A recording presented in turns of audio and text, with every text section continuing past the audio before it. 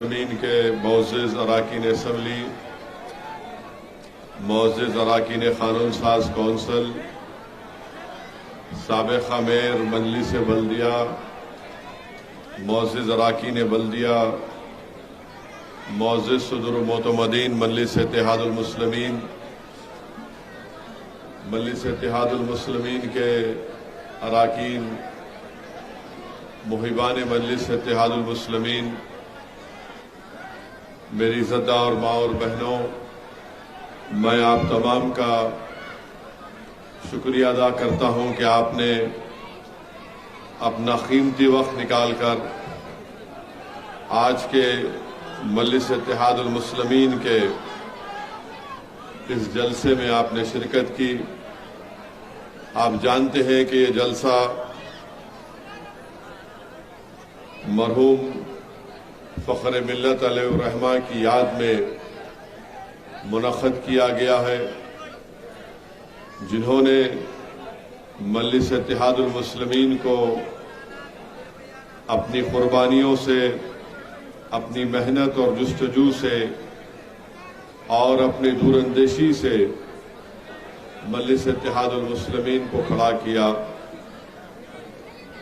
अगर आप मजलिस इत्तेहादुल मुस्लिमीन और सरज़मीन दखन की तारीख का मुताला करेंगे तो आपको मालूम होगा कि 1958 में मौलवी अब्दुल वाहिद ओवैसी रहमतुल्लाह अलैह, जो जामे निज़ामिया के से आलिम फाजिल की डिग्री हासिल की, पेशे के एतबार से एक बेहतरीन वकील थे, जब मजलिस इत्तेहादुल मुस्लिमीन का अहिया उन्होंने किया, पुलिस एक्शन होकर 10 साल का लंबा अरसा हो चुका,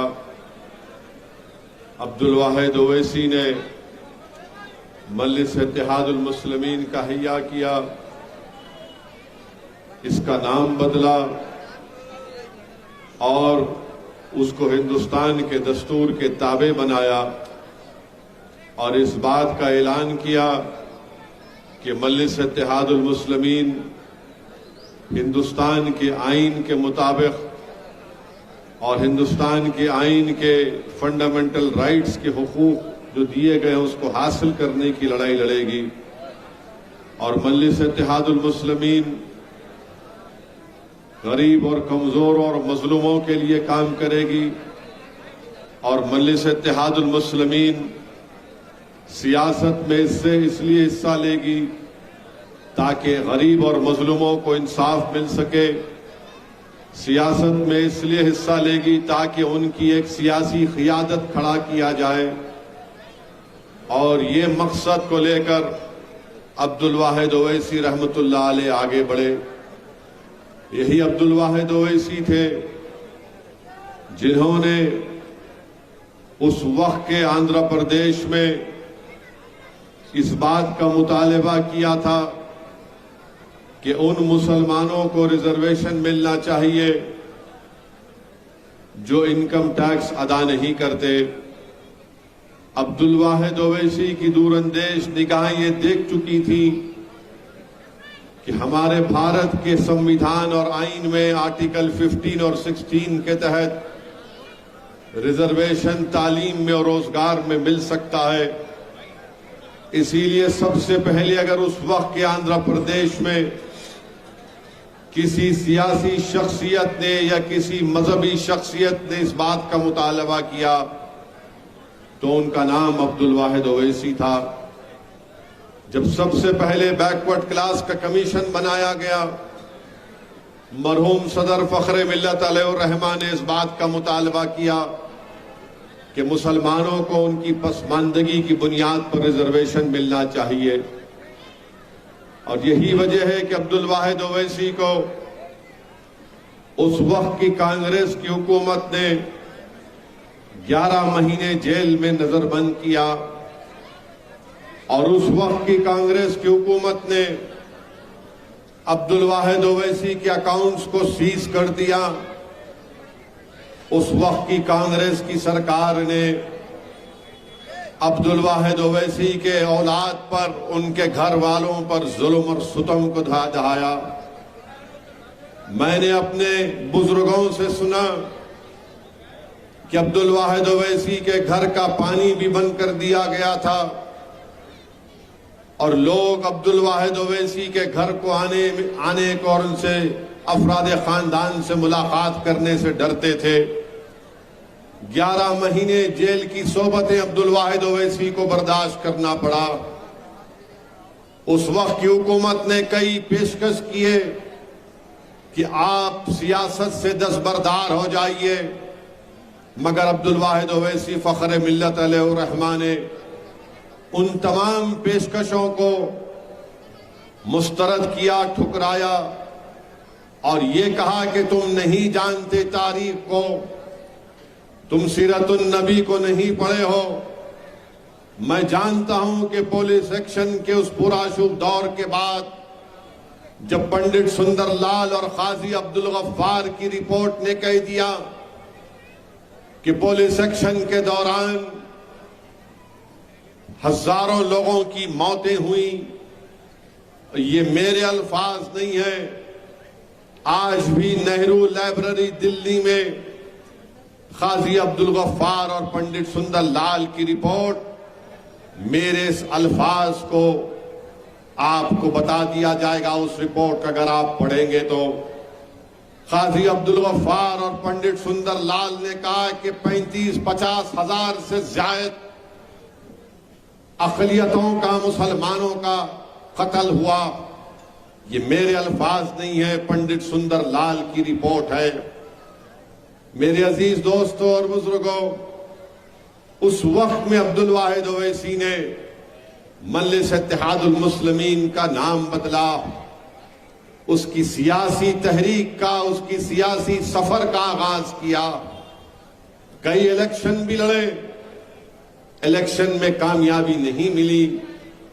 दारुस्सलाम का मुकदमा अब्दुल वाहिद ओवैसी 1 साल 2 साल नहीं, 11 साल अब्दुल वाहिद ओवैसी ने दारुस्सलाम के मुकदमे को लड़ा और जब दारुस्सलाम के मुकदमे में कामयाबी मिली तो अब्दुल वाहिद ओवैसी ने दारुस्सलाम को अपने नाम पर नहीं किया, बल्कि कहा कि ये उस अवाम की और गरीबों की अमानत है और सुबह क़यामत तक दारुस्सलाम गरीबों और मजलूमों का एक मरकज रहेगा।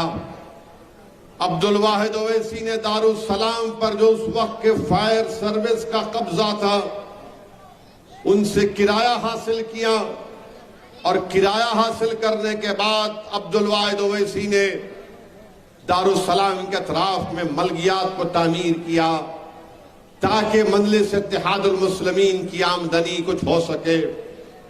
जब अब्दुल वाहिद ओवैसी मजलिस इत्तेहादुल मुस्लिमीन के सदर बने, जब दारुस्सलाम नहीं था, जब मजलिस के पास एक एमएलए छोड़ो एक रुकने बल्दिया नहीं था, जब अब्दुल वाहिद ओवैसी ने मजलिस इत्तेहादुल मुस्लिमीन के जलसों का आगाज किया तो शहर हैदराबाद में लोग, अवाम में इतना खौफ था कि लोग मजलिस के जलसे में शिरकत करना छोड़िए, मजलिस के जलसे में लाइट देने से डरते थे। यही अब्दुल वाहिद ओवैसी थे जिन्होंने मजलिस के जलसों को बगैर लाउड स्पीकर और माइक के 15-20 लोग खड़े होते, उनके दरमियान में अब्दुल वाहिद ओवैसी चल चल कर तकरीर करते, लोगों में एक एतमाद को बहाल करते, डर और खौफ को दूर करते। कभी मजलिस के जलसे में 2 लोग, कभी 5 लोग, कभी 10 लोग, कभी लोग अपने घर के खिड़कियों से झांक कर मजलिस के जलसों को अब्दुल वाहिद ओवैसी की तकारीर को सुनते। ये वो मर्द मुजाहिद था जिसने देख लिया था कि आने वाले 100 साल में अगर भारत के मुसलमानों को, दलितों को अपने हक को हासिल करना है तो उनको अपनी सियासी क़यादत बनाना पड़ेगा। मैं सलाम करता हूं अब्दुल वाहिद ओवैसी को जिन्होंने सरजमीन दखन में इस अपनी दूरंदेश निगाहों से इस बात को महसूस कर लिया था। मैं सलाम करता हूं हजरत इस्माइल साहब को रहमतुल्लाह अलैह को जिन्होंने इंडियन मुस्लिम लीग की बुनियाद को डाली। इन दो शख्सियतों ने इस बात को महसूस कर लिया था कि जब तक मुसलमानों की, दलितों की एक सियासी क़ियादत नहीं बनेगी, उनसे इंसाफ नहीं होगा।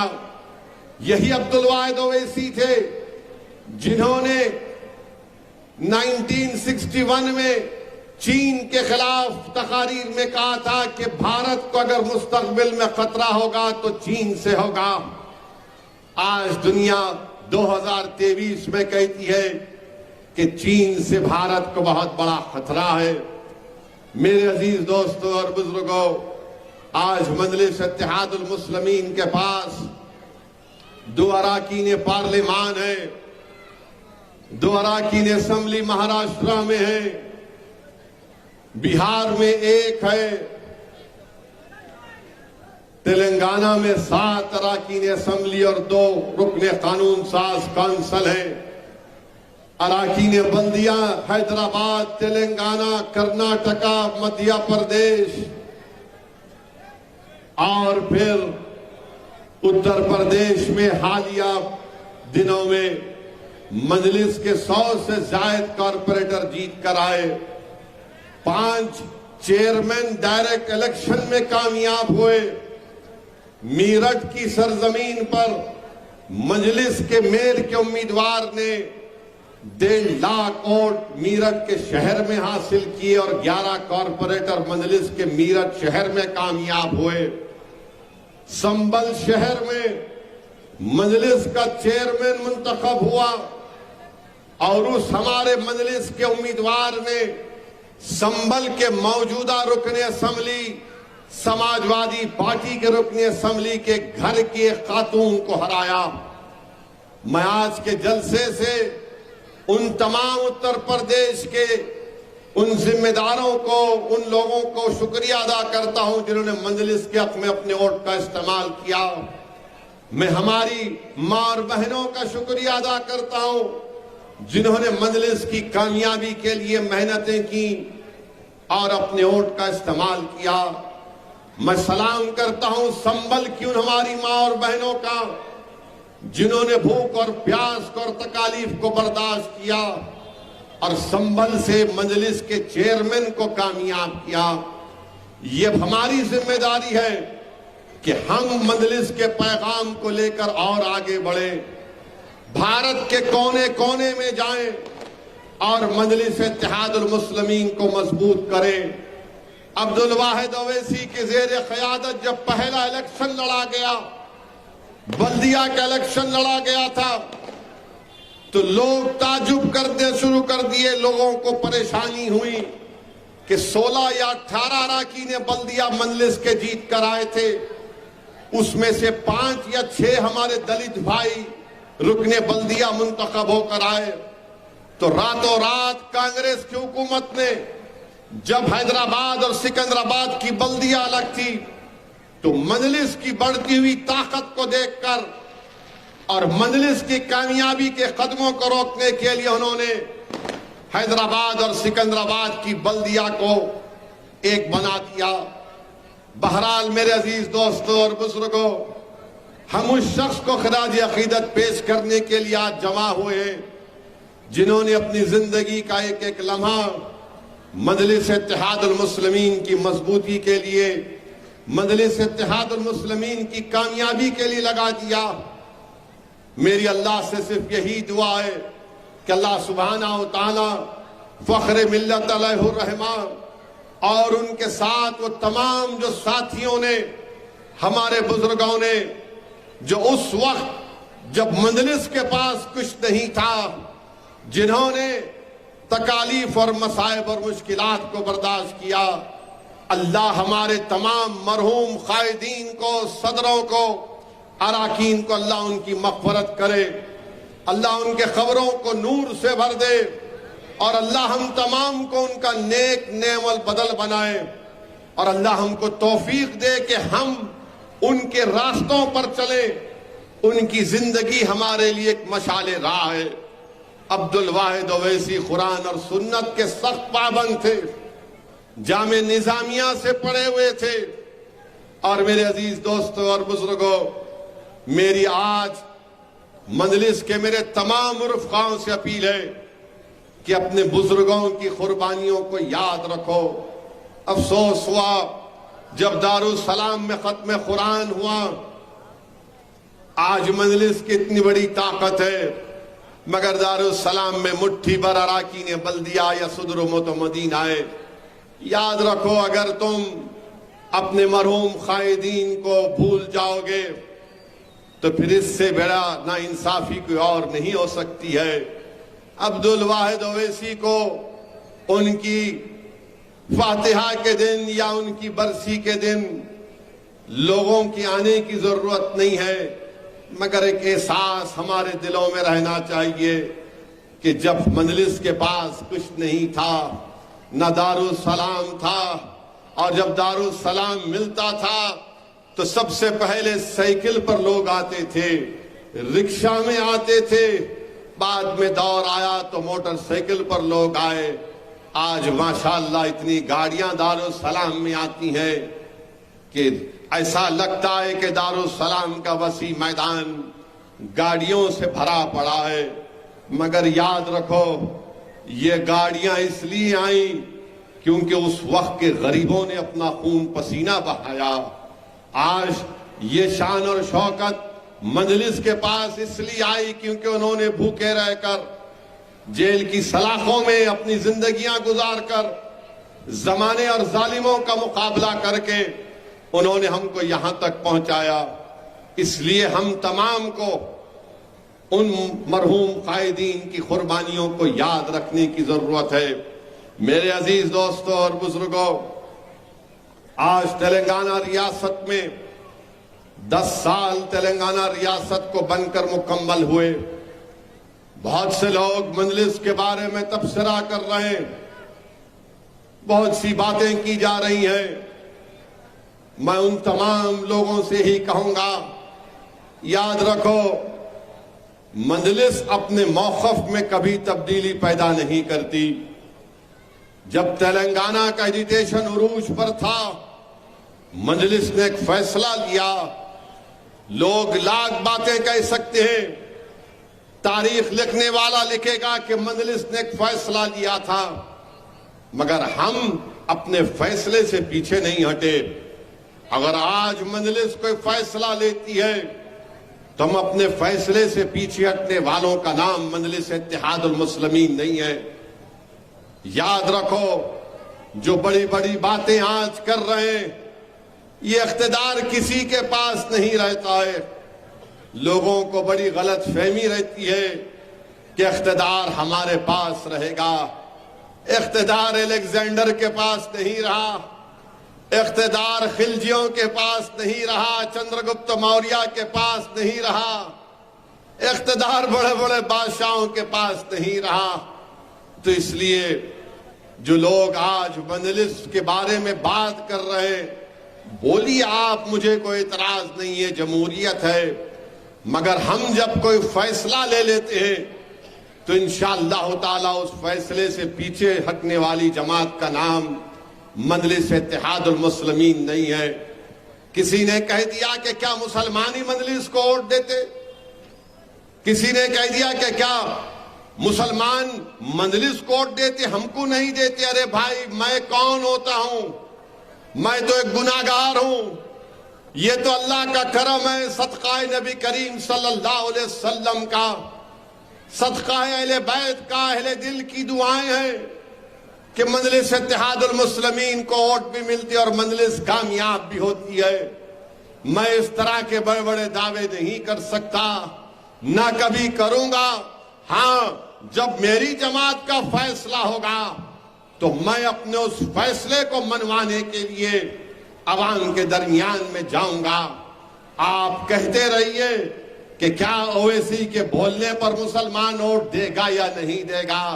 अरे घोड़ा मैदान आगे है, आपको मालूम हो जाएगा कि किसको वोट पड़ेगा या नहीं पड़ेगा।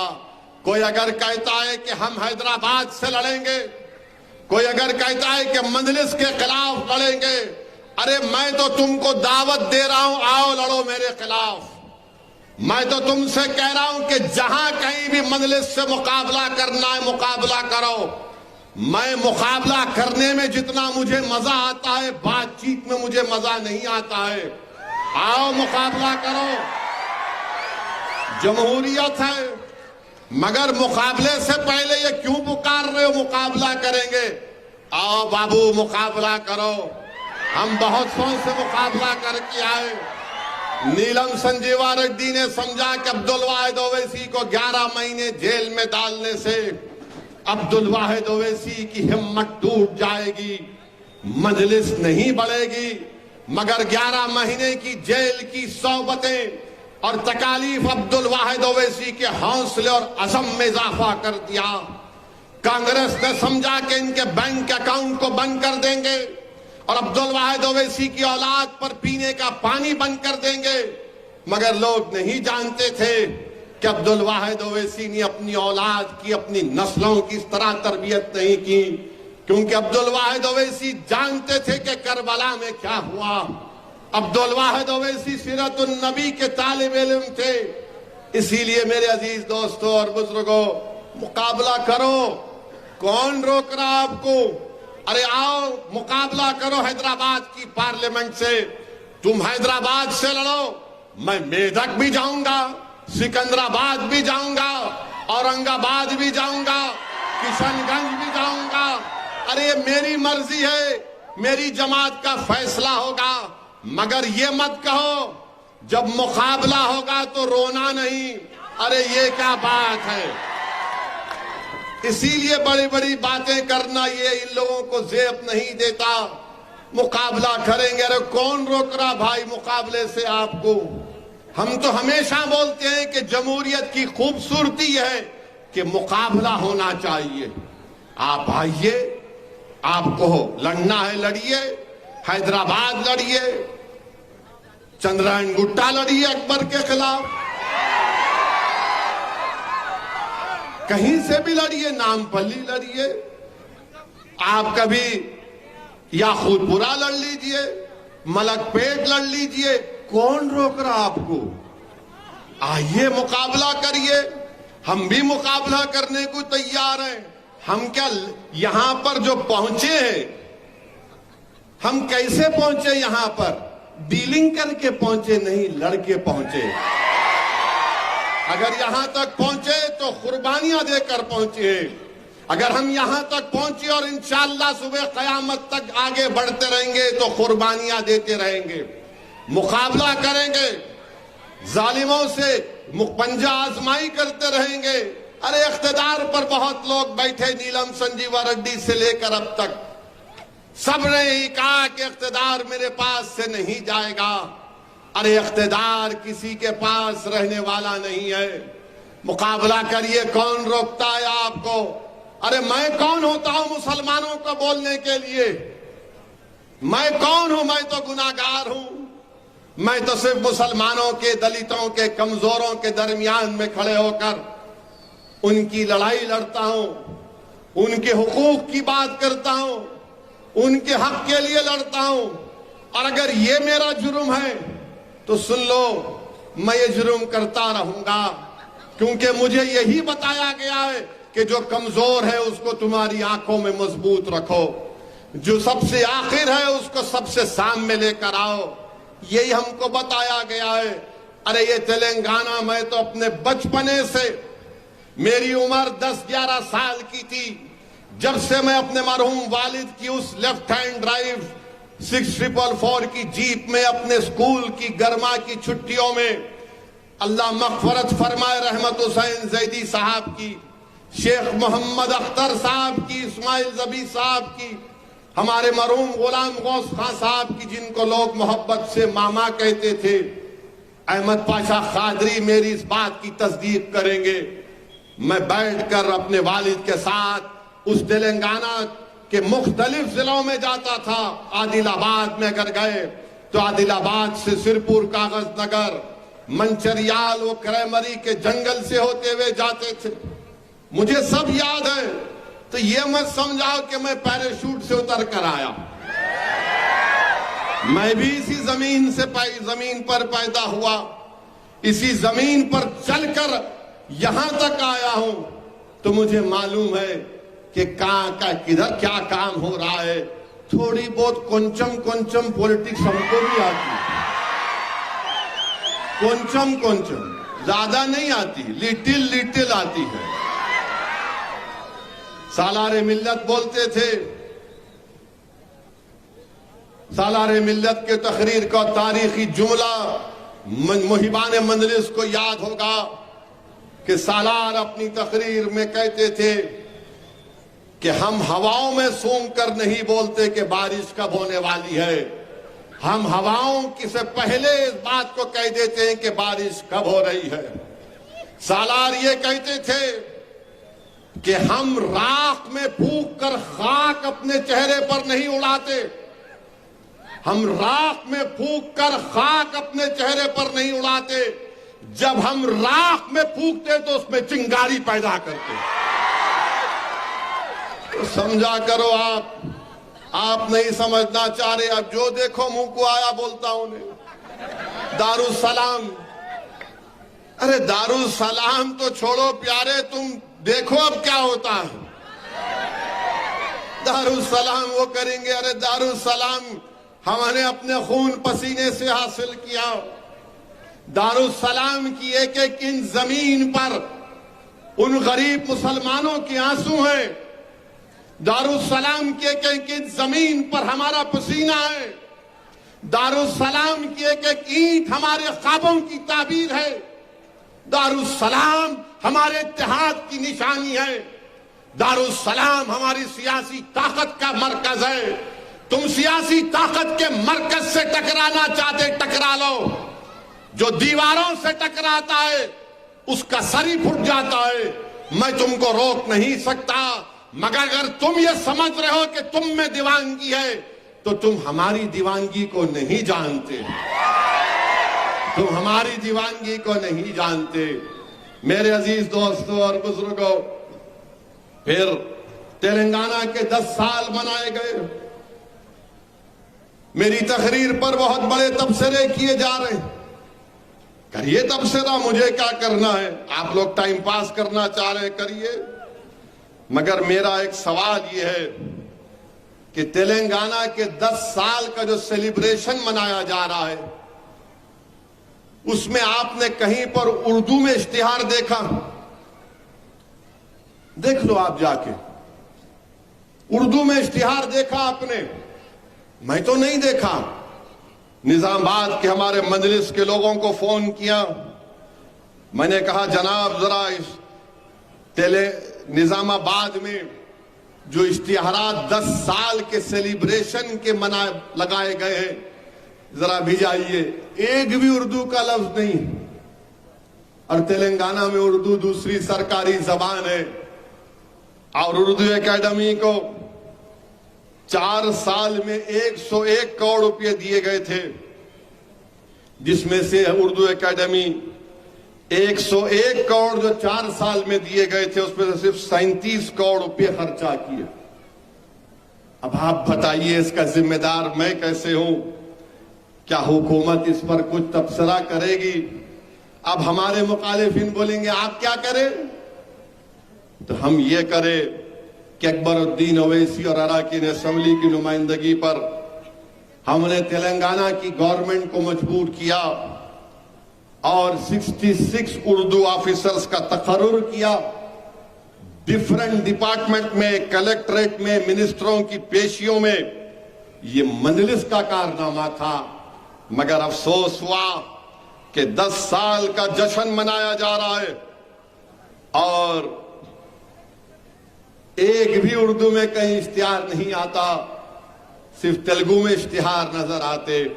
यकीनन तेलुगु फर्स्ट लैंग्वेज है, मगर उर्दू सेकंड लैंग्वेज भी तो है। कहां गए वो लोग जो बोलते थे गंगा जमनी तहजीब है? कहां है मेरे भाई? उर्दू को नजरअंदाज करके रख दिया गया।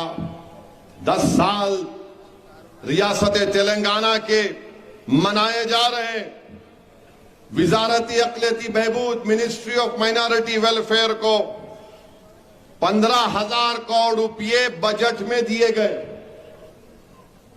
उसमें से खर्चा कितने हुए? 9,000 करोड़। अगर इस साल के बजट को निकाल दिया जाए तो करीब 12,800 करोड़ रुपए अलोकेट हुए और एक्सपेंडिचर खर्चा हुआ सिर्फ 8,800 करोड़ का। 4,000 करोड़ रुपए कम हो गए। ये क्यों कम कर दिए गए? इसका जवाब हुकूमत के पास होना चाहिए।